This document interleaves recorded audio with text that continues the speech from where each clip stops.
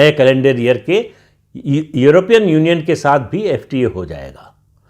तो ट्रंप का ये जो 50% टैरिफ का कार्ड था वो पूरी तरह से फ्लॉप हो गया।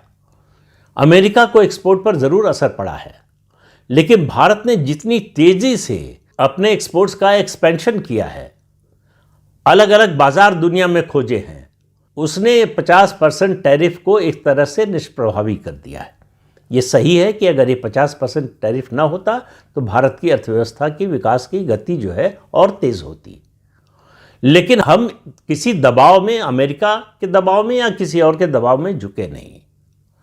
ट्रंप अभी थके नहीं हैं ये दावा करते करते कि उन्होंने भारत पाकिस्तान का युद्ध यानी ऑपरेशन सिंदूर रुकवाया, लेकिन उसकी कोई क्रेडिबिलिटी नहीं रह गई है। ट्रंप ने अपने आप को मजाक बना दिया है।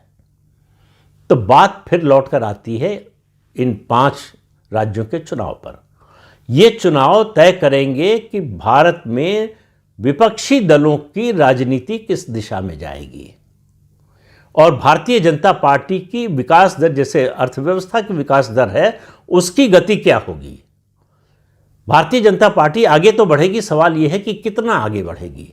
जैसे केरल और तमिलनाडु है, दोनों राज्यों में उसका वोट शेयर बढ़ना तय है, लेकिन कितना। एक बात मुझे जो बार बार ध्यान में आती है वो है केंद्रीय गृह मंत्री अमित शाह का बयान। वो जब भी इन राज्यों में चुनाव की बात करते हैं, विधानसभा चुनाव की बात करते हैं, वो 2 राज्यों का ज़रूर नाम लेते हैं, पश्चिम बंगाल और तमिलनाडु। कहते हैं दोनों जगह सरकार बनेगी एनडीए की, पश्चिम बंगाल में भाजपा की और तमिलनाडु में एनडीए की। और इस बयान से वो अपने पीछे हटे नहीं हैं, लगभग साल भर होने जा रहा है। तो कुछ तो ऐसा है जो अमित शाह और भाजपा तमिलनाडु में देख रहे हैं और हमको आपको दिखाई नहीं दे रहा है। क्या वो उनकी केवल इच्छा है, क्या भाजपा की महत्वाकांक्षा है, या ज़मीन पर ऐसा कुछ हो रहा है?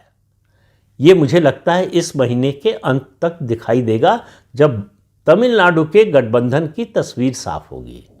कौन पार्टी किसके साथ है, कौन सी पार्टी कितने सीटों पर लड़ेगी, किसका गठबंधन होगा, कौन गठबंधन से बाहर रहेगा, और सबसे बड़ी बात जो एंटी इनकम्बेंसी है इतनी तगड़ी डीएमके के खिलाफ, उसका वोट एकजुट रहेगा कि बटेगा।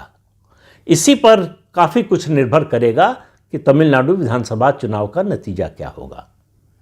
तो भाजपा के लिए इन 4 में से एक राज्य